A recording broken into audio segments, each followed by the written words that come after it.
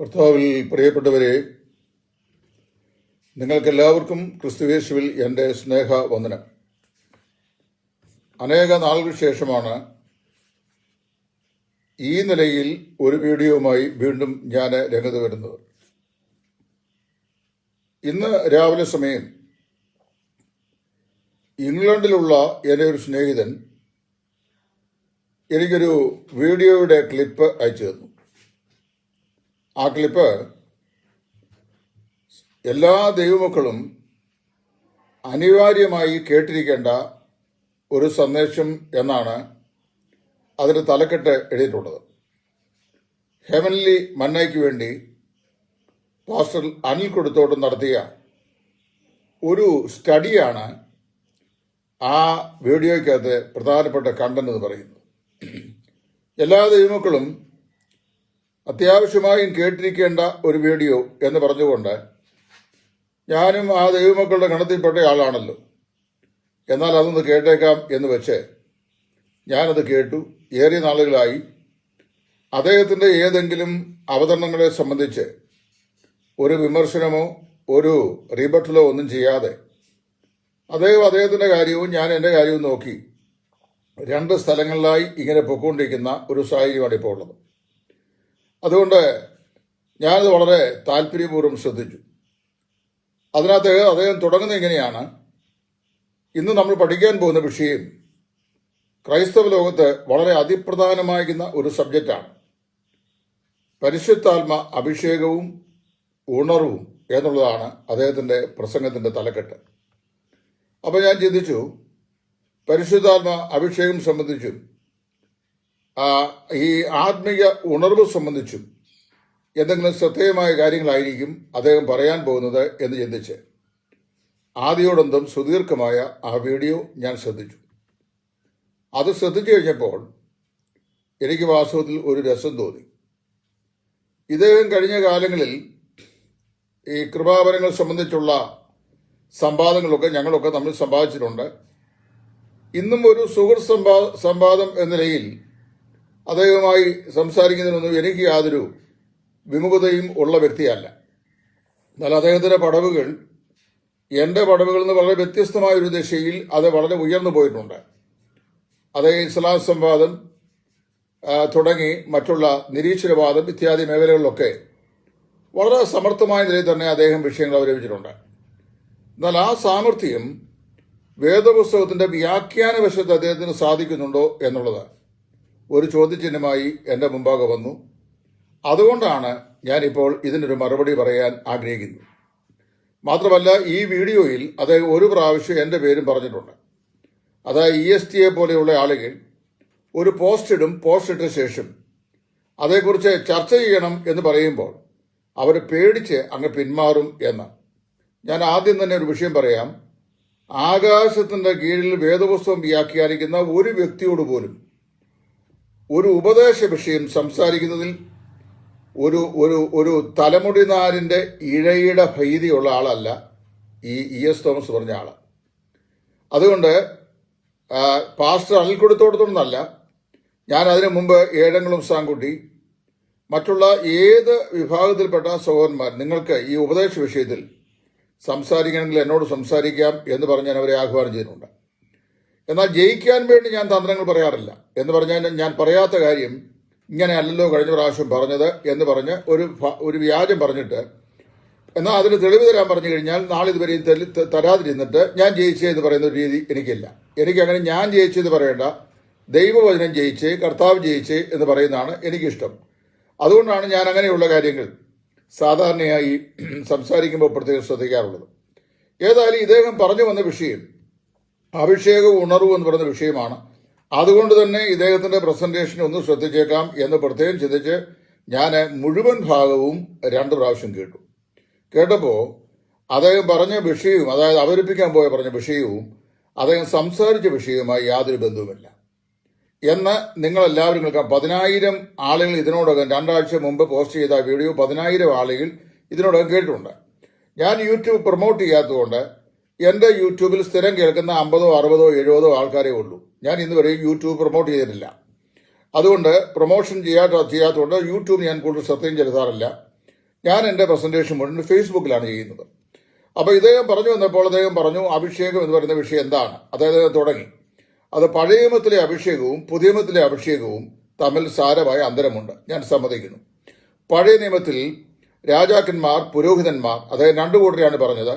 രാജാക്കന്മാർ, പുരോഹിതന്മാർ, ചില വേളകളിൽ പ്രവാചകന്മാർ, ഈ മൂന്ന് പേരെയും തങ്ങളുടെ സ്ഥാനലബ്ധി ശുശ്രൂഷയ്ക്ക് വേണ്ടി നിയോഗിക്കുവാൻ നൽകുന്ന ഒരു വിശുദ്ധ കർമ്മമാണ് അഭിഷേകം. പുറപ്പാട് പുസ്തകത്തിൽ അഭിഷേകം തൈലം എങ്ങനെ ഉണ്ടാക്കണം, അതിന് എണ്ണ ഉൾപ്പെടെ ഉള്ള 5 മെറ്റീരിയൽസ്, ആ മെറ്റീരിയൽസിന്റെ തൂക്കം, അത് എപ്രകാരം ഉണ്ടാക്കണം, അത് അഹരോന്യ കുലത്തിൽപ്പെട്ട, ലേവ്യ കുലത്തിൽപ്പെട്ട അഹരോന്യ പിതൃവംശത്തിൽപ്പെട്ട മഹാപുരോഹിതരോ അദ്ദേഹം കൈവച്ചാക്കിയ ആളുകളോ ആണ് അത് ചെയ്യേണ്ടത്. അതുപോലത്തെ മറ്റൊന്ന് ഉണ്ടാക്കുവാനായി ഇസ്രായേലിൽ ആരെങ്കിലും പരിശ്രമിച്ചാൽ അവനെ ജനത്തിനിൽ നിന്ന് ഛേദിച്ചു കളയണം. ഈ കാര്യങ്ങളിൽ അദ്ദേഹം പറഞ്ഞിട്ടുണ്ട്. 2 പ്രാവശ്യം അദ്ദേഹം പറയുമ്പോൾ പുരോഹിതന്മാരെയും രാജാക്കന്മാരെയും അഭിഷേകം ചെയ്യാൻ എന്നാണ് പറയുന്നത്. ഒരു പ്രാവശ്യം പ്രവാചകനെയും എന്ന് എടുത്തു പറഞ്ഞിട്ടുണ്ട്. ഞാൻ ഇതിനു മുമ്പ് എൻ്റെ വീഡിയോയിൽ അത് പല പ്രാവശ്യം പറഞ്ഞിട്ടുള്ളതായതുകൊണ്ട് ആവർത്തന പരിശോധിക്കാൻ ശ്രമിക്കുന്നില്ല. അനുഭാവിക സുഹൃത്തുക്കൾ റെഫറൻസ് ചോദിച്ചാൽ ഞാൻ പിന്നീട് തരുന്നതാണ്. ഇനിയും മറ്റൊരു കാര്യം ശ്രദ്ധിക്കുക.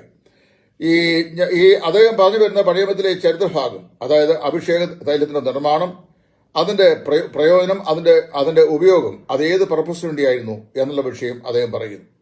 അപ്പോൾ തന്നെ അദ്ദേഹം പുതിയ നിയമത്തിലേക്ക് വരികയാണ്. പഴയ നിയമത്തിലെ അഭിഷേകവും പുതിയ നിയമത്തിലെ അഭിഷേകം തമ്മിൽ സാരമായ വ്യത്യാസമുണ്ട്. പഴയ നിയമത്തിലെ അഭിഷേക വസ്തു, ഞാൻ പറയാൻ വ്യത്യാസം എന്താണ്, ആ വ്യത്യാസം എന്താ അദ്ദേഹം പറഞ്ഞിട്ടില്ല വീഡിയോയ്ക്കകത്ത്. പഴയ നിയമത്തിലെ അഭിഷേക വസ്തു അഭിഷേക തൈലമാണ്. അതായത് എങ്ങനെ അത് നിർമ്മിക്കണം എന്നുള്ള ഈ ദൈവത്തിന്റെ വിധിപ്രകാരം തയ്യാർ ചെയ്ത അഭിഷേക തൈലം കൊണ്ട് ലേവ്യ കുലത്തിൽപ്പെട്ട ഒരു മഹാപുരോഹിതൻ അല്ലെങ്കിൽ പുരോഹിതൻ, ആ പുരോഹിതൻ മറ്റൊരാളെ എന്ത് ചെയ്യുന്നു, അഭിഷേകം ചെയ്യുന്നു. അപ്പം അഭിഷേക വസ്തു അവിടെ ഈ തൈലമാണ്.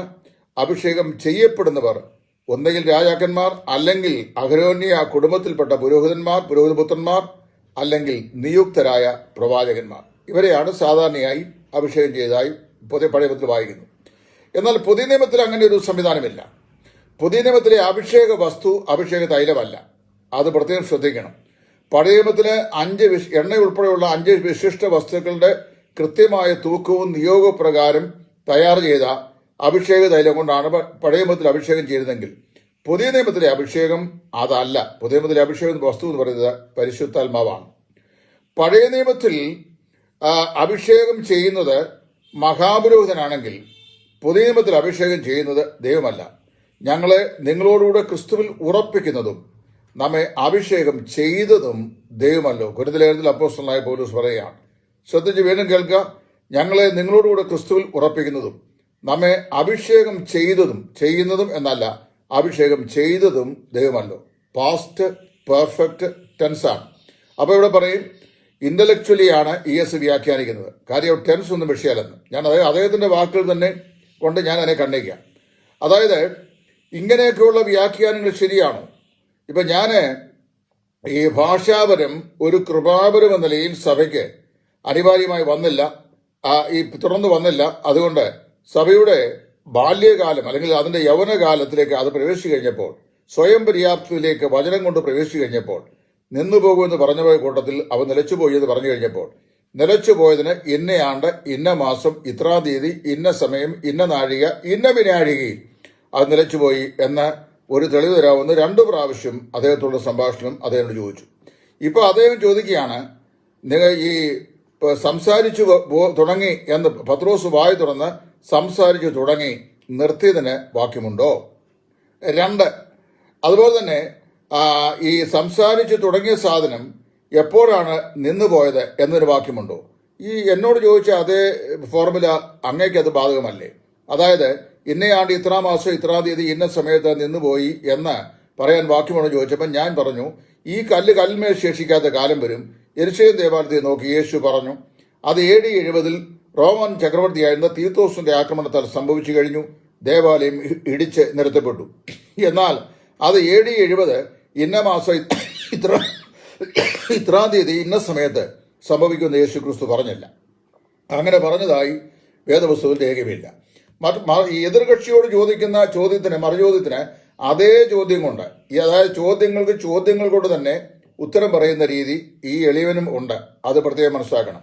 കുറെ കാലം ഞാനിങ്ങനെ മിണ്ടാതിരുന്നു. കാര്യം, ഒരു സംഘർഷത്തിന്റെ ആവശ്യമില്ലല്ലോ. ഞാൻ സാധാരണയായി ഈ വിഷയങ്ങൾ പഠിപ്പിക്കുന്നത് ഞാൻ എന്ത് വിശ്വസിക്കുന്നു എന്നോട് പറയാറുണ്ടെങ്കിലും ആശയപരമായിട്ടുള്ള സംഘടനമേ ഉള്ളൂ, ആളിനോട് സംഘടനമില്ല. ഇപ്പോഴിത് പറയുന്നു. അപ്പോൾ അത് പുതിയ നിയമത്തിൽ നിങ്ങൾ മനസ്സിലാക്കേണ്ട, പുതിയ നിയമത്തിലെ അഭിഷേക വസ്തു പരിശുദ്ധാത്മാവാണ്. ദൈവമാണ് അഭിഷിക്തൻ, അതായത് ദൈവമാണ് അഭിഷേകം ചെയ്യുന്നത്.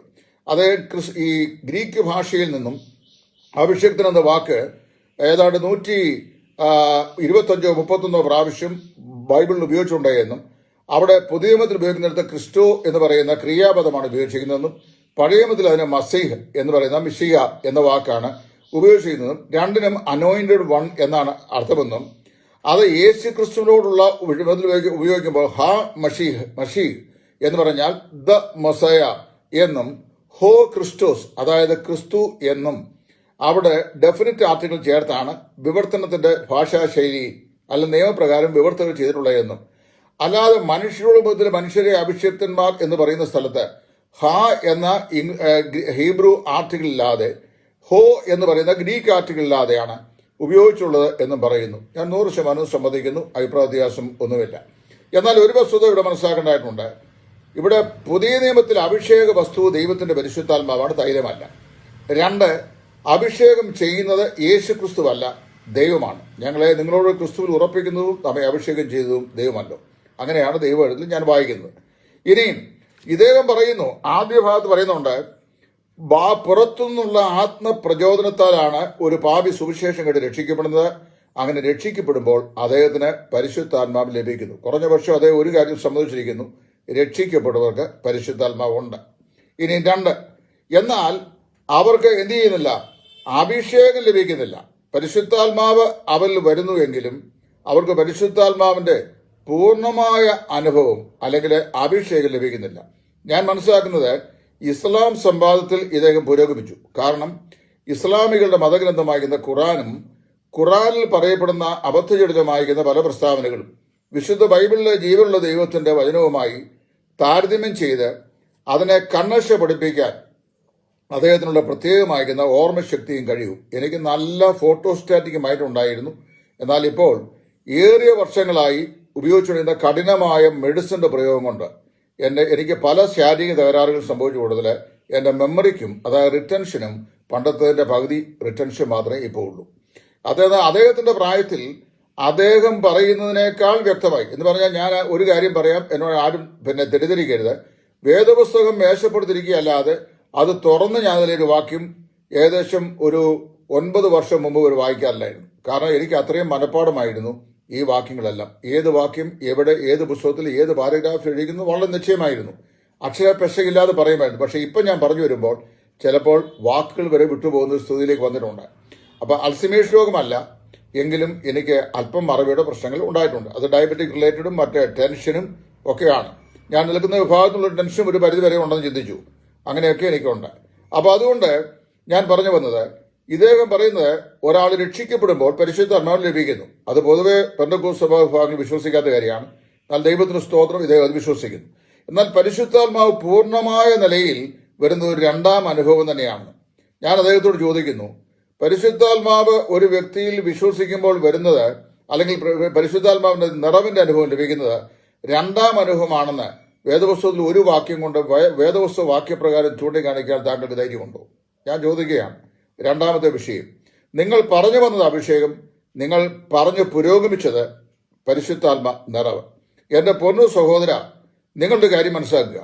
ഇസ്ലാം സംവാദം പോലെയോ നിരീശ്വരവാദം സമർത്ഥിക്കുന്നത് പോലെയോ അല്ല, അല്ലെങ്കിൽ നിരീശ്വരവാദത്തിനെതിരെ ഈശ്വരവിശ്വാസം സമർത്ഥിക്കുന്ന പോലെ അല്ല വേദപുസ്തകത്തിന്റെ വ്യാഖ്യാന വശം. ഞാൻ മനസ്സിലാക്കുന്നിടത്തോളം നിങ്ങളെ താഴ്ത്തിക്കെട്ടാൻ പറയുകയല്ല. നിങ്ങൾ അസാമാന്യമായ കഴിവും വചന പഠന തൃഷ്ണയുള്ളവനും വായനാശീലമുള്ളവനും ധാരാളം വായിക്കുന്നയാളും പഠിക്കുന്നയാളുമാണ്. അത് ഞാൻ ഒരിക്കലും നിരാകരിക്കുന്നില്ല. കാരണം നിങ്ങൾ ഒരുപക്ഷെ എന്നേക്കാൾ അധികം വായിക്കുന്നവരാണ്. പ്രത്യേകിച്ച് സെക്യുലർ ബുക്കുകൾ നിങ്ങൾ ധാരാളം വായിക്കാറുണ്ട്. അപ്പം എനിക്ക് വാസ്തവത്തിലെ ഇംഗ്ലീഷ് ഐച്ഛിക വിഷയമായി എടുത്ത് ഞാൻ പഠിച്ചുകൊണ്ട് എനിക്ക് കുറെ കൂടെ പ്രാമുഖ്യതയുള്ളത് ഇംഗ്ലീഷോടാണ്. അതുകൊണ്ട് ഞാൻ അത്രയും എൻ്റെ മലയാള ഭാഷ താങ്കളുടെ അത്രയും ഭാഷ വരികയില്ല. എങ്കിലും ഞാൻ പറയട്ടെ, നിങ്ങൾ ആ പരിശുദ്ധാത്മ അഭിഷേകത്തെക്കുറിച്ചാണ് അഭിഷേകവും ഉണർവുമാണ് സംസാരിക്കാൻ ആഗ്രഹിച്ചെങ്കിൽ അഭിഷേകം എന്ന വിഷയത്തെ നിങ്ങൾ മനസ്സിലാക്കുന്നത് പരിശുദ്ധാത്മ നിറവായിട്ടാണെന്നാണ് നിങ്ങളുടെ ഈ പ്രസന്റേഷൻ കൂടെ ഞാൻ മനസ്സിലാക്കുന്നത്. കാരണം നിങ്ങൾ പറഞ്ഞു വന്നത് മുഴുവൻ ആത്മനിറവിനെ കുറിച്ചാണ്. അതിൽ പ്രവൃത്തികളുടെ പുസ്തകത്തിൽ പറയപ്പെട്ടിരിക്കുന്ന പരിശുദ്ധാത്മാഗമനം 3 പ്രത്യേക, അതൊക്കെ നമ്മൾ ഏറിയ നാളുകൾ സംസാരിച്ചു പോയിട്ടുള്ളതാണ്. അതായത് പെന്തിക്കോസ്ത് നാളിൽ പത്രോസ് സംസാരിച്ചതും, പെന്തിക്കോസ്ത് നാളിൽ പത്രോസ് അന്യഭാഷയിൽ സംസാരിച്ചില്ലെന്ന് ഞങ്ങളാരും പറഞ്ഞായിട്ട് എനിക്ക് ഓർമ്മയില്ല. ഞാൻ പറഞ്ഞില്ല, പറയാറുമില്ല. അപ്പോസ്തലന്മാർ സംസാരിച്ചു. അവർ ഓരോരുത്തരും സംസാരിക്കുകയും കേട്ടവരുടെ ഭാഷയിൽ അവർക്ക് മനസ്സിലാവുകയും ചെയ്തു എന്നാണ് ഞാൻ മനസ്സിലാക്കുന്നത്. അപ്പോൾ അതുകൊണ്ട് അവരെല്ലാം കൂടെ കൂട്ടത്തോടൊന്നിച്ച് സംസാരിച്ചു എന്ന് ഞാൻ വിശ്വസിക്കുന്നില്ല. They all spoke one after the other. ഓരോരുത്തരായി സംസാരിക്കുകയും കേട്ടവർ തങ്ങളുടെ ഭാഷയിൽ അത് മനസ്സിലാക്കുകയും ചെയ്തു. ഇത് വളരെ വ്യക്തമായി മുമ്പ് പല പ്രസന്റേഷനിലും ഞാൻ പറഞ്ഞിട്ടുള്ളതാകിയാൽ ഇനി ആവർത്തിച്ച് പറയാൻ ആഗ്രഹിക്കുന്നില്ല. അപ്പോൾ അതുകൊണ്ട് പരിശുദ്ധാത്മ അഭിഷേകം പുതിയ നിയമത്തിനെതിരാണ്. പഴയ നിയമത്തിൽ പരിശുദ്ധാത്മ അഭിഷേകം ഒരുവനെ പുരോഹിതനും പ്രവാചകനും രാജാവുമായി നിയോഗിക്കുന്ന കർമ്മത്തിനു വേണ്ടി ഉപയോഗിച്ചിരുന്ന വസ്തുവാണെങ്കിൽ, പുതിയ നിയമത്തിൽ ദൈവത്തിന്റെ പരിശുദ്ധാത്മാവിന്റെ അഭിഷേകം എന്ന് പറയുന്നത് പുതിയ നിയമത്തിൽ ദൈവത്തെ ആരാധിക്കാനും ദൈവത്തെ മഹത്വപ്പെടുത്താനും ഒരുവനെ പുരോഹിതനോ രാജാവോ ഒക്കെ ആക്കി വെക്കുന്ന ശുശ്രൂഷയ്ക്ക് വേണ്ടിയുള്ളതാണ്. അത് എപ്പോഴാണ് സംഭവിക്കുന്നത്? അതായത് അതാണ് പൗലോസ് പറയുമ്പോൾ കൊരിന്ത്യർ ഞങ്ങളെ നിങ്ങളോടുകൂടെ ക്രിസ്തുവിൽ ഉറപ്പിക്കുന്നത്. That is a continuous sentence ആണ്, പ്രസന്റ് കണ്ടിന്യൂസ് സെന്റൻസ് ആണ്. അതായത് ഞങ്ങളെ നിങ്ങളോടുകൂടെ ക്രിസ്തുവിൽ ഉറപ്പിക്കുന്നതും. 2, അടുത്തത് പാസ്റ്റ് പെർഫെക്റ്റ് ആണ്. നമ്മെ അഭിഷേകം ചെയ്തതും ദൈവമല്ലോ, അതൊരു പാസ്റ്റ് എക്സ്പീരിയൻസ് ആണ് പറയുന്നത്. പാസ്റ്റ് എക്സ്പീരിയൻസ് വിത്ത് പ്രസന്റ് ഇഫക്റ്റ്, അതായത് ഗതകാലത്ത് സംഭവിച്ചതും ഇപ്പോൾ വർത്തമാനകാലത്തിലേക്ക് അതിന്റെ ഇഫക്റ്റ് തുടരുന്നതുമായിട്ടുള്ള ഒരനുഭവം, അതാണ് അഭിഷേകം എന്ന് പറയുന്നത്. ഇനി യോഹന്നാന്റെ 1-ാം ലേഖനത്തിൽ അദ്ദേഹം 1-ാം അധ്യായത്തിന്റെ 20ഉം 27ഉം വാക്യങ്ങൾ 2 പ്രാവശ്യം പറഞ്ഞിട്ടുണ്ട്. ആരും നിങ്ങളെ ഉപദേശിപ്പാൻ ആവശ്യമില്ല, അവനാൽ പ്രാപിച്ച അഭിഷേകം നിങ്ങളിൽ ഇരിക്കുന്നുവല്ലോ. 2, അവനാൽ പ്രാപിച്ച അഭിഷേകം നിങ്ങൾ വസിക്കുന്നുവല്ലോ എന്ന് പറയുന്നു.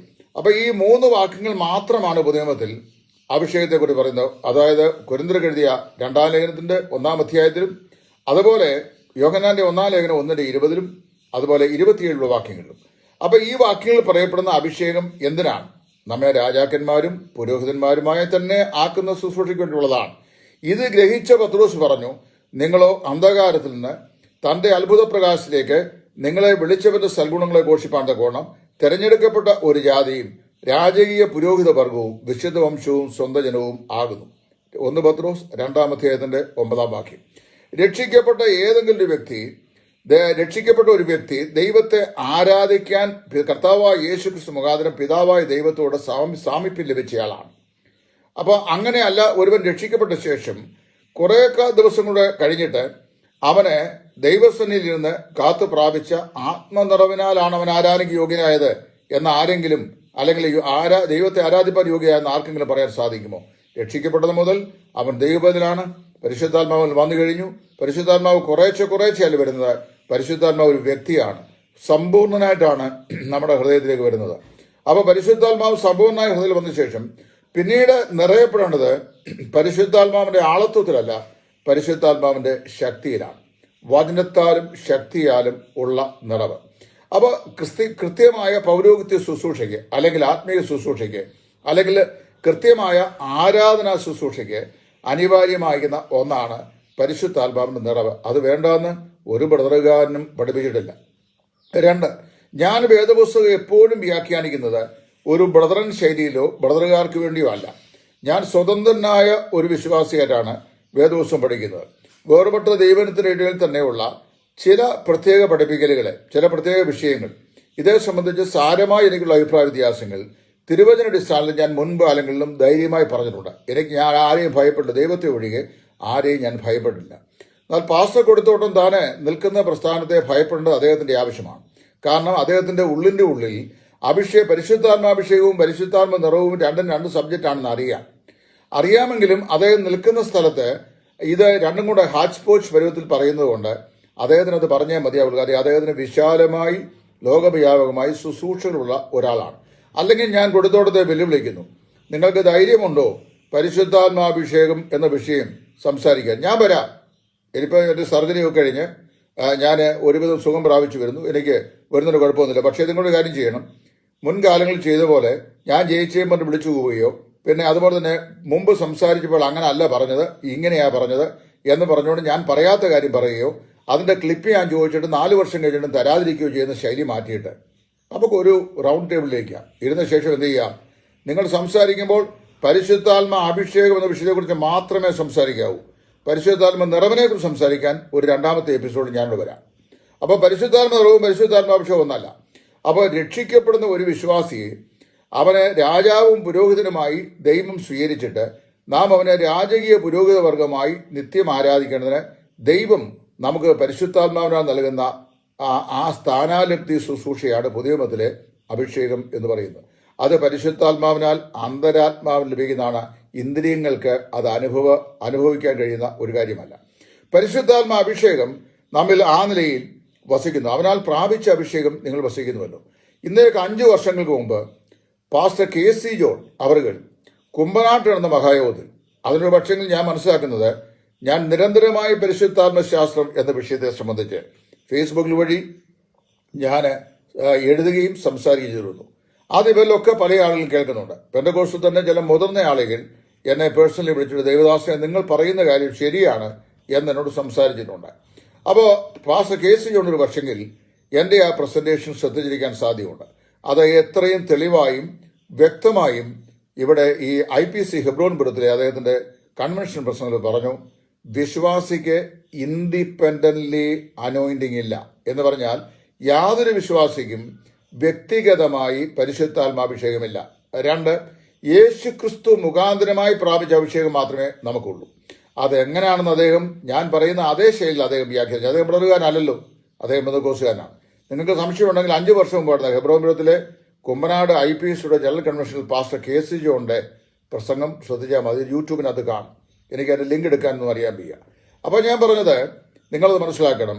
പരിശുദ്ധാത്മാവിൻ്റെ അഭിഷേകം എന്ന് പറയുന്നത് പിതാവായ ദൈവം അല്ലെങ്കിൽ ദൈവമായ കർത്താവ് പരിശുദ്ധാത്മാവിനെ കൊണ്ട് നമുക്ക് നൽകുന്ന ഒരു അനുഭവമാണ്, അല്ലെങ്കിൽ ഒരു കർമ്മമാണ്. അതിന് ഇന്ദ്രിയാനുഭവങ്ങളില്ല. പരിശുദ്ധാത്മാഭിഷേകം പ്രാപിക്കുന്ന ഇന്ദ്രിയാനുഭവങ്ങളില്ല. അതിന് ഇവിടെ പാസ്റ്റൽ കൊടുത്തോട്ടം പറയുന്ന ചില, അതായത് അവരെ ശിമോൻ താനും അവർ പരിശുദ്ധാത്മാവിനെ പ്രാപിച്ചത് കണ്ടിട്ട് അപ്പോൾ കാണാൻ ചിലതുണ്ടല്ലോ എന്ന് പറയുന്നു. കാണാൻ എന്താ ഉള്ളത്?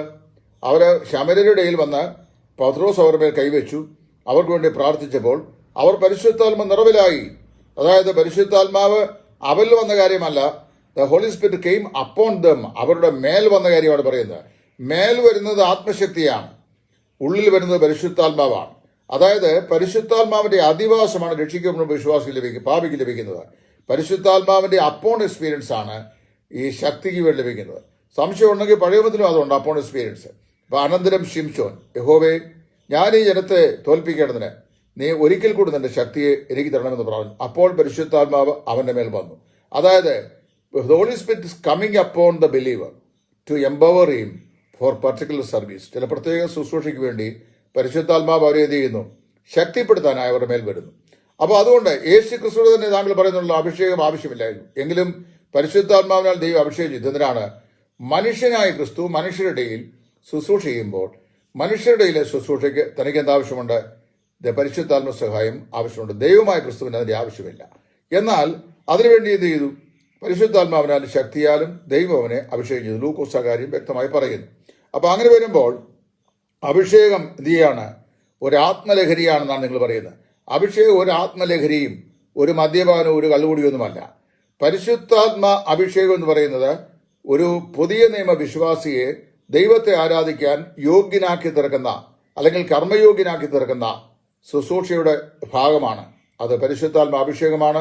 അത് രക്ഷിക്കപ്പെടുമ്പോൾ നമുക്ക് ലഭിക്കുന്നു. എങ്ങനെ ലഭിക്കുന്നു പറഞ്ഞു കഴിഞ്ഞാൽ, വളരെ നിങ്ങൾ തന്നെ പറഞ്ഞിട്ടുണ്ട്, അപ്പോസ്തല പ്രവൃത്തികളുടെ പുസ്തകത്തിലെ ഇൻസിഡന്റുകൾ ഡോക്ട്രിൻ അല്ല. Doctrines are to be interpreted or understood in view of the incidents that took place in the book of Acts. അപ്പോസ്തല പ്രവൃത്തികളുടെ പുസ്തകത്തിൽ സംഭവിച്ച സംഭവങ്ങൾ ഉപദേശങ്ങളല്ല, എന്നാൽ ലേഖനങ്ങളിലെ ഉപദേശങ്ങളാണ് നൽകുന്നത്. ലേഖനങ്ങൾ പറയുമ്പോൾ ഈ 3 ഭാഗത്തെ അഭിഷേകത്തെ കുറിച്ച് പറഞ്ഞുള്ളൂ. ഒരു ലേഖനത്തിലും യോഹന്നാന്റെ 1 ലേഖനത്തിലും അത് വ്യക്തമായി മനസ്സിലാക്കുക. ഇനി അടുത്ത വിഷയം, പരിശുദ്ധാത്മ അഭിഷേകം പ്രാപിച്ച ആളുകളെല്ലാവരും രാജാക്കന്മാരും പുരോഹിതന്മാരുമായ രാജകീയ ശുശ്രൂഷ ദൈവസ്ഥം ചെയ്യുവാൻ യോഗ്യന്മാരായി കർമ്മനിരതരായി. അവർക്കെന്ത് ചെയ്യണം? അവരുടെ അഭിഷേകം ചെയ്യപ്പെട്ട അവസ്ഥയിലെ ശുശ്രൂഷകൾ നിറപടിയായി നിവർത്തിക്കുവാൻ പരിശുദ്ധാത്മ ശക്തി ആവശ്യമാണ്. അതിനാണ് എഫേസ് ലേഖനം 5-17 വീഞ്ഞു കുടിച്ച് മധുരാകരുത്, അതിനാൽ ദുർനിറപ്പുണ്ടാകുമല്ലോ. നിങ്ങൾ പരിശുദ്ധാത്മാവ് നിറഞ്ഞവരായി സങ്കീർത്തനങ്ങളാലും സ്തുതികളാലും ആത്മീയഗീതങ്ങളാലും ദൈവത്തിന് പാടിയും സ്തോത്രം ചെയ്തുകൊണ്ട് എന്നുള്ള ഭാഗം പറയുന്ന അവിടെയാണ്. The only reference in the entire New Testament where the believer is requested to be repeatedly experiencing something from the Holy Spirit of God is not anointing, not the baptism, but the filling of the Holy Spirit. എല്ലാ രക്ഷിക്കപ്പെട്ട ബ്രദറുകാരനും, എല്ലാ രക്ഷിക്കപ്പെട്ട ബന്ധുക്കോസുകാർക്കും, എല്ലാ രക്ഷിക്കപ്പെട്ട മാർത്തോമ്യനും, എല്ലാ രക്ഷിക്കപ്പെട്ട ഇതര സ്വഭാവങ്ങളിൽപ്പെട്ട വിശ്വാസികൾക്കും വിജയകരമായ ഫലപ്രദമായ ആത്മിക ശുശ്രൂഷയുടെ അനിവാര്യതയ്ക്ക് പരിശുദ്ധാത്മാവിന്റെ നിറവ് ആവശ്യമാണ്. അത് ആ നിറവ് ശക്തിയായിട്ടാണ് വെളിപ്പെടുന്നത്. എന്ത് ശക്തി? അതിൽ ദേഹം ചൂടാകുകയോ നിലത്തൂടെ കിടന്ന് എഴുകുകയോ താങ്കൾ പറഞ്ഞ ചൂണ്ടിക്കാണിച്ച പോലെ അലറുകയോ ബഹളമുണ്ടാക്കുകയോ ഒന്നും ചെയ്യുകയില്ല. പരിശുദ്ധാത്മ നിറവിന്റെ ആദ്യവും പ്രത്യക്ഷമായ ലക്ഷണം ജീവിത വിശുദ്ധിയാണ്. അവൻ എങ്ങനെയുള്ളവനായിരിക്കും? ജീവിതത്തിൽ ഞാൻ വിശുദ്ധനായിരിക്കുന്നവർ നിങ്ങളും വിശുദ്ധരായിരിപ്പീൻ എന്നുള്ള ദൈവപ്രമാണപ്രകാരം അദ്ദേഹം വിശുദ്ധൻ ആയിരിക്കും, വിശുദ്ധ ജീവൻ നയിക്കുന്ന അവനായിരിക്കും.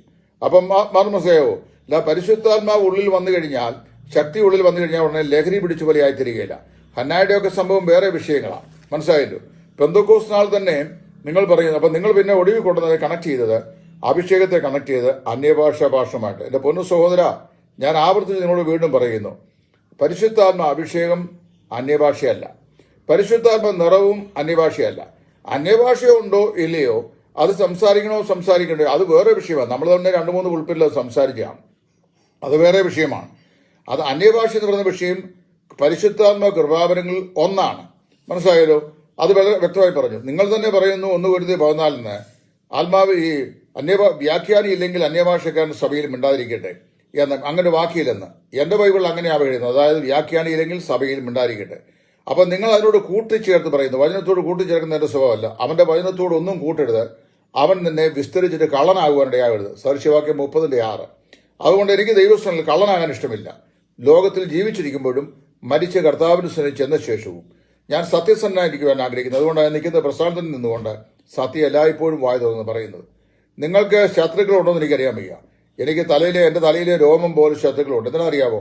മോഷ്ടിച്ചതിനല്ല, പിടിച്ചു പറിച്ചതിനല്ല, വ്യഭിചരിച്ചതിനല്ല, പിന്നെ അപകരിച്ചതിനല്ല, വിസാകച്ചൂടം ചെയ്തതിനല്ല, മറിച്ച് ദൈവവചനം വിലക്കുന്ന വിവാഹം മോചനം, പുനർവിവാഹം, പിന്നെ അയോഗ്യരായ ആളുകളുടെ സഭാപരിപാലനം, ഇതൊക്കെ തെറ്റാണെന്ന് വ്യക്തമായി ആരെയും ഭയപ്പെടാതെ വിളിച്ച് പറയുന്നതിന്റെ പേരിലാണ്.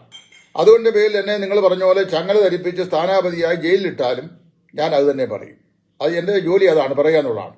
ദൈവത്തെ ഒഴികെ വേറെ ആരെയും ഭയപ്പെടേണ്ട ആവശ്യം എനിക്കില്ല. പിന്നെ ശുശ്രൂഷ വേദികൾ ലഭിക്കാൻ വേണ്ടി വിട്ടുവീഴ്ച ചെയ്തിട്ടുള്ള ഒരാളല്ല ഞാൻ അങ്ങനെ ചെയ്യത്തില്ല. അങ്ങനെ ചെയ്യുമായിരുന്നെങ്കിൽ താങ്കൾക്കും അറിയാം, വേറുപെട്ട സമൂഹത്തിലെ വേർപാട് സഭകളുടെ പുൾപിറ്റുകളിൽ വിശ്രമരഹിതമായി ശുശ്രൂഷയ്ക്ക് വേണ്ടി വിളിക്കപ്പെടേണ്ട ഒരാളായിരുന്നു ഞാനെന്ന് എന്നെ സ്നേഹിക്കുന്ന എതിരാളികൾ പോലും പറയാറുണ്ട്. പക്ഷെ എന്തുകൊണ്ട് വിളിക്കുന്നില്ല? നിങ്ങളിപ്പോൾ ചെയ്യുന്ന പോലെ നിങ്ങൾ നിൽക്കുന്ന പ്രസ്ഥാനത്തിലുള്ള ആളുകളെ സുഖിപ്പിക്കാൻ വേണ്ടി അല്ലെങ്കിൽ പ്രസാദിപ്പിക്കാൻ വേണ്ടി ദൈവവചനം പറയാത്ത കാര്യങ്ങൾ നിങ്ങൾ കൂട്ടിക്കിടക്കുന്നു. ഇവിടെ മനസ്സിലാക്കുന്ന ഒരു കാര്യം, ഞാൻ നിങ്ങളെ വില കുറഞ്ഞ് കാണുകയല്ല, നിങ്ങളെ വലിയവനായി തന്നെ ഇപ്പോഴും കാണുന്നു. നിങ്ങൾക്കുള്ള കഴിവിനെ ബഹുമാനിക്കുന്നു.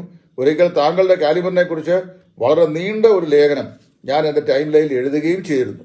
അത് ഇപ്പോഴും എൻ്റെ അണ്ടർസ്റ്റാൻഡിങ് അങ്ങനെയൊക്കെ തന്നെയാണ്. പക്ഷേ ഞാനൊരു കാര്യം പറയാം, ഉപദേശ വിഷയങ്ങൾ സ്ഥാപിക്കുന്നതിൽ താങ്കൾക്ക് വേണ്ടത്ര നിലയിലുള്ള ഒന്നുകിൽ നിങ്ങൾക്ക് അതേക്കുറിച്ചുള്ള നിശ്ചയമില്ല, അല്ലെങ്കിൽ നിങ്ങൾ നിൽക്കുന്ന പ്രസ്ഥാനത്തെ നിങ്ങൾ ഭയപ്പെടുന്നു. അതുകൊണ്ട് ചിലത് വിഴുങ്ങി നിങ്ങൾ സംസാരിക്കുന്നു. നിങ്ങൾ നേരെ സംസാരിച്ചാൽ നിങ്ങൾക്ക് പരിശുദ്ധാത്മാഭിഷേകം അന്യഭാഷയാണെന്ന് പറയാൻ പറ്റുമോ? പരിശുദ്ധാത്മാ അഭിഷേകം ആത്മധർമാണെന്ന് പറയാൻ പറ്റുമോ? പരിശുദ്ധാത്മാവിന്റെ അഭിഷേകം എന്താണ്? വേദപുസ്തകത്തിൽ വളരെ വ്യക്തമായിട്ടുണ്ട്. അഭിഷേകമാണ്. ഇനിയും അവനാൽ പ്രാപിച്ച അഭിഷേകം നിങ്ങൾ വസിക്കുന്നുവല്ലോ എന്നാ യോഹന്നാൻ പറയുന്നത്. യോഹന്നാൻ യേശുവിന് നെഞ്ചോട് ചേർന്നിരുന്നവനാണ്. യോഹന്നാൻ അറിയാം എന്താണെന്ന് അഭിഷേകം. അപ്പോൾ അവിടെ ലൂക്കോസ് പറയുമ്പോൾ യേശു ക്രിസ്തുവിനെ ദൈവം പരിശുദ്ധാത്മാവിനാലും ശക്തിയാലും അഭിഷേകം ചെയ്തു പറയുന്നു. യേശു ക്രിസ്തുവിനെ ദൈവം പരിശുദ്ധാത്മാവിനാലും ശക്തിയാലും അഭിഷേകം ചെയ്തു. എന്തിനാണ്? ക്രിസ്തുവിനെ സഭയുടെ ശിരസ്സാക്കുവാൻ. ഇത് ഞാൻ ഇതിനു മുമ്പും പല പ്രാവശ്യം പറഞ്ഞിട്ടുള്ളതാണ്. 133 സങ്കീർത്തനത്തിലെ വിശദീകരണം ദാവീദ് പറഞ്ഞിട്ടുണ്ട്. അവിടെ ആ സഹോദരന്മാർ ഒത്തൊരുമിച്ച് വസിക്കുന്നത് എത്ര ശുഭവും എത്ര മനോഹരമാകുന്നു. അത് അഹരോന്റെ തലയിൽ നിന്ന് താടിയിലൂടെ വസ്ത്രത്തിന്റെ വെളുമ്പിലേക്ക് ഒഴുകുന്ന അവന്റെ തലയിലെ വിശേഷ തൈലം പോലെയും സിയോൻ പർവ്വതത്തിൽ പെയ്യുന്ന ഹെർമോനിയ മഞ്ഞ് പോലെയും ആകും. അവിടെയല്ലോ യഹോവ ശാശ്വതമായ ജീവനും അനുഗ്രഹവും കൽപ്പിക്കുന്നത്. ഇപ്പൊ ശ്രദ്ധിക്കുക, അവിടെ 2 ഉപമകളും 2 അലങ്കാര പ്രയോഗങ്ങളും പറഞ്ഞിട്ടുണ്ട്. ഒന്ന്, എന്താണ് അഭിഷേകം? അഭിഷേകത്തിന്റെ പ്രയോജനം എന്താണ്? ഈ 2 കാര്യങ്ങളോട് ദാവീദ് പറയുന്നു. ഒന്ന്, സഹോദരന്മാരുടെ ആത്മിക ഐക്യത എന്ന് പറയുന്നത്. അത് മുമ്പേ നിങ്ങളുടെ പ്രസന്റേഷൻ പറഞ്ഞിട്ടുണ്ട്. സഹോദരന്മാര് ഒന്നിച്ചു ചെന്ന് കഴിയുമ്പോൾ, അപ്പം കുടിയനായ ഒരുവൻ മദ്യപിച്ച് മുമ്പോട്ട് പോകുന്നു, പുറകിൽ നിന്ന് ഒരുത്തം വിളിച്ചു കഴിഞ്ഞപ്പോൾ അത് അവന്റെ അകത്തോട് ലഹരി എന്ന് കഴിഞ്ഞപ്പോൾ ആ അളിയ എന്ന് അവൻ വിളിച്ചു എന്ന് പറഞ്ഞ പോലെ പരിശുദ്ധാത്മാവിലുള്ള ഐക്യത ഉണ്ടാകും. അത് എഫേസ്യർ 4:4 ആത്മാവിന്റെ ഐക്യത സമാധാന ബന്ധത്തിൽ അത് നിങ്ങൾ പരാമർശിക്കുന്നുണ്ട്. സകല ആളുകളോടും സമാധാനത്തോട് പുറപ്പെടാൻ ആഗ്രഹിക്കുന്നതെന്ന്. ശരി, ഞങ്ങളൊക്കെ അങ്ങനെയാണ്. അപ്പൊ എഫേസ്യർ 4:4 പറഞ്ഞിട്ട് ആത്മാവിന്റെ ഐക്യത സമാധാന ബന്ധത്തിൽ. എന്താണ് ആത്മാവിന്റെ ഐക്യത? അന്യോന്യമുള്ള സ്നേഹം, പരസ്പര ധാരണ, പൊരുത്തം, ഒന്നിച്ചുള്ള യോജിപ്പ്, നടപ്പ്, ഇതൊക്കെയാണ്. അപ്പോൾ അവിടെ ദാവീദ് പറയുകയാണ് എന്താണ് അത് അഹരോന്റെ തലയിൽ നിന്ന്. അവിടെ പുറപ്പാട് പുസ്തകം നിങ്ങൾ വായിച്ചിട്ടില്ലേ? 42-ാം അധ്യായത്തിൽ 32-ാം അധ്യായം വളരെ വ്യക്തമായി പറഞ്ഞിട്ടുണ്ട്. നിങ്ങൾ മുമ്പ് വായിച്ചു ജയിച്ച അഭിഷേക തൈലത്തിന്റെ നിർമ്മാണ രീതിയെക്കുറിച്ച് പറഞ്ഞതിന്റെ താഴോട്ട് വരുമ്പോൾ, നീ അഹരോനെയും അവന്റെ പുത്രന്മാരെയും വരുത്തി സമാഗമന കൂടാരത്തിന്റെ വാതിൽക്കൽ വെച്ച് അവരുടെ ശിരസിന്മേൽ ഈ അഭിഷേക തൈലം ഒഴിച്ച് അവരെ ഇസ്രായേലിലെ മഹാപുരോഹിതനും പുരോഹിതന്മാരുമായി നീ എന്ത് ചെയ്യണം? അവരെ ശുശ്രൂഷയ്ക്ക് വേർതിരിക്കണം. Sanctify them to the service of the priestly ministry, and you take you the anointing horn in your hand, and then anoint Aaron and his sons unto the service whereunto I have called them. ഞാൻ അവരെ വിളിച്ച് സൂക്ഷിക്കാർ പഠിക്കാൻ പറഞ്ഞു. അപ്പോൾ എന്നിട്ട് പറഞ്ഞ ശേഷം പറഞ്ഞു, ഈ അഭിഷേകത്തിൽ നിങ്ങൾ അവരുടെ തലയിലൊഴിക്കണം, ശരീരത്തിൽ എവിടെയും പുരട്ടരുത് എന്ന് പറഞ്ഞെന്നറിയാമോ? അഭിഷേകം തലക്കേ ഉള്ളൂ, ശരീരത്തിനില്ല. അതാണ് പാസ്റ്റർ കെ.സി. യോണും വിവേകം പ്രാപിച്ച് പറഞ്ഞത്. അതായത് there is no independent anointing experience for any New Testament believers. പുതിയ വിശ്വാസികൾക്ക് വ്യക്തിഗതമായി അഭിഷേകത്തിന്റെ അനുഭവമില്ല. ഉള്ളത് അവിടുന്നാണ് യേശു ക്രിസ്തുവിനാൽ ചേർന്നിരിക്കുന്നതിനുള്ള അഭിഷേകമുള്ളൂ. അതായത് ശിരസിനോട് ചേർന്ന് നിൽക്കുന്ന ശരീരത്തിന് ശിരസിന്മേൽ പൂശിയ സുഗന്ധ തൈലം അല്ലെങ്കിൽ അഭിഷേക തൈലം അത് അഹരോന്റെ താടിയിലൂടെ വസ്ത്രത്തിന്റെ വെളുമ്പിലേക്ക് ഒഴുകി ശരീരം മുഴുവൻ സുഗന്ധപൂരിതമായി അഭിഷേകത്തിന്റെ അനുഗ്രഹമുള്ളതായി തീരുന്ന പോലെ എന്താ സംഭവിക്കുന്നു? കർത്താവായ യേശു ക്രിസ്തു എന്ന ശിരസിനോട് സജീവമായി രക്ഷയാൽ ബന്ധിക്കപ്പെട്ടിരിക്കുന്ന വിശ്വാസികൾക്ക് ശിരസിനുള്ള ഈ സുഗന്ധവും സൗരഭ്യവും, അതുകൊണ്ട് പൗലോസ് പറഞ്ഞു, ഞങ്ങൾ ക്രിസ്തു മുഖാന്തരം ജീവിച്ചിരിക്കുന്നവർക്കും മരിക്കുന്നവർക്കും ദൈവത്തിന്റെ സൗരഭ്യവാസനയാകുന്നു. അപ്പോൾ ജീവനുള്ളവർക്കും മരിച്ചവർക്കും ഞങ്ങൾ ക്രിസ്തു നിമിത്തം ദൈവത്തിന്റെ സൗരഭ്യവാസനയാകുന്നു. തലയായ ക്രിസ്തുവിനെ ദൈവം പരിശുദ്ധാത്മാവിലും ശക്തിയിലും അഭിഷേകം ചെയ്തു. തലയ്ക്ക് ലഭിച്ച ഈ അഭിഷേകത്തിന്റെ അംശികളാണ് ശരീരത്തിലെ അംഗങ്ങളാകുന്ന വിശ്വാസികൾ. അപ്പം തലയ്ക്ക് ലഭിച്ച അഭിഷേകം ശരീരമായ അംഗങ്ങൾക്ക് എല്ലാവർക്കും ഉണ്ട്. ശരീരത്തിൽ പ്രത്യേകിച്ച് പുരട്ടിടുന്നുള്ള കൽപ്പന വളരെ അവിതർക്കിതമായി നൽകപ്പെട്ടിരിക്കുകയാണ്. There is no justification against that statement. It should not be applied on the body. അങ്ങനെയാണെങ്കിൽ സഭയാം ശരീരത്തിന് വ്യക്തിഗതമായി അഭിഷേകമില്ല. ശിരസിനോട് ചേർന്നിരിക്കുന്ന ശരീരത്തിന് എന്തുണ്ട്? അഭിഷേകത്തിന്റെ അനുഗ്രഹമുണ്ട്. അതാണ് 133-ാം സങ്കീർത്തനം വ്യാഖ്യാനിക്കുന്നത്.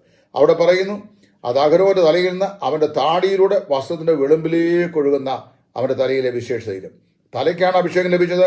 താടിയിലൂടെ അതിന്റെ സുഗന്ധം ഒഴുകി വസ്ത്രത്തിൽ വ്യാപിച്ചിട്ട് ശരീരം മുഴുവൻ സുഗന്ധപൂരിതമാകുന്നു. അതുപോലെ തലയായ യേശു ക്രിസ്തു ലഭിച്ച അഭിഷേകത്തോട് ചേർന്ന് നിൽക്കുന്ന വിശ്വാസികൾ ക്രിസ്തു മുഖാന്തരം പ്രാപിച്ച അഭിഷേകത്തിന്റെ സൗരഭ്യവാസന വിതറുന്നവരായി അവർ ചെയ്യുന്നു, ഭൂമിയിൽ അധിവസിക്കുന്നു. ഇതാണ് അഭിഷേകം എന്ന് പറയുന്നത്. അതുകൊണ്ടാണ് യോഹന്നാൻ പറയുമ്പോൾ വിവേകത്തോടും പരിജ്ഞാനത്തോടും പറയുന്നത്, അവനാൽ പ്രാപിച്ച അഭിഷേകം നിങ്ങൾ വസിക്കുന്നുവല്ലോ. നിങ്ങളൊരു പ്രസ്താവനയെ പറഞ്ഞൊരു സന്തോഷം കൊണ്ട് പറഞ്ഞ ESനെ പോലെയുള്ള ആളുകൾ പോസ്റ്റ് ഇടും, പിന്നോട് പിന്മാറുന്നു. ഞാൻ ഒരു പോസ്റ്റ് ഇട്ട് ആരുടെയും അടുത്ത് പിന്മാറുകയില്ല. എന്നോട് പല ആളുകളും പറഞ്ഞു കൊടുത്തോട്ടവുമായി സമ്പാദിക്കാൻ പോകരുതെന്ന്. പെന്തക്കോസുകാരും പറഞ്ഞു, പടവുകാരും പറഞ്ഞു.